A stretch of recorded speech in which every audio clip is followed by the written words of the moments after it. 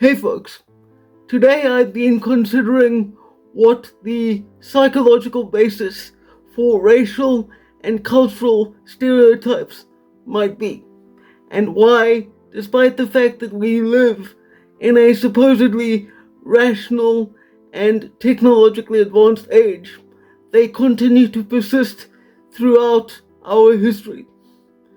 If you were to take the left-leaning or progressive attitude towards stereotypes, you would most likely argue that they continue to exist because some people simply haven't been properly educated out of their inherent bigotry and hatred. And as emotionally comforting as that answer might be, I don't think it properly addresses the question. I think, as best as I can figure at least, that stereotypes exist as a form of cognitive utility.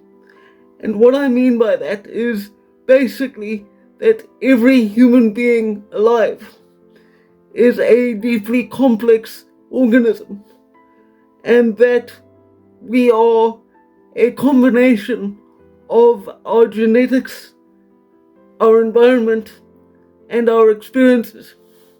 So the function that stereotypes can serve is to flatten this complexity to a more manageable scale for daily living.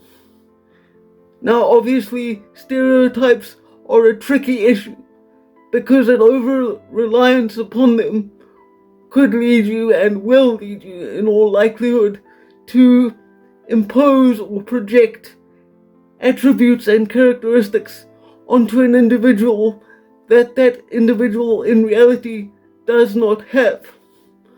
But to make the claim that stereotypes serve no purpose in society whatsoever is flatly false, because stereotypes, particularly about culture, do not just appear from nothing. They develop over time and for reasons that are at least partially based in fact. To ground this in a real and relatable example, I'll use one from my own life. More than once over the years, when I tell people that I'm a quadriplegic, I have seen them react with doubt and sometimes even suspicion. This is mostly because those people happen to have seen me use my arms and move around. You see, when you use the term quadriplegic, most people who've never directly interacted with a quadriplegic before have a certain image of what one looks like in their mind. And to most people, a quadriplegic is someone who is probably stuck to a bed and unable to move at all. Naturally, I don't present that way because, as you can see, I can move my arms and I have pretty good use of my upper body. Quadriplegia is far more complicated than most people realize. Because, for example, I possess the physical strength to lift my entire body weight off the ground and hold it there for an extended period of time, at least a minute, if I really try. Conversely, I lack the dexterity in my hands and fingers to do simple tasks like tying knots or doing and undoing buttons on a shirt. And this only serves to further emphasize my point.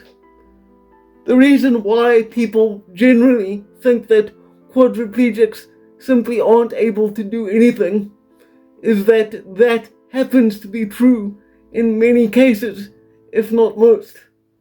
But the fact remains, I am a quadriplegic because my disability, in my case, quadriplegic cerebral palsy, does affect all of my limbs to varying degrees.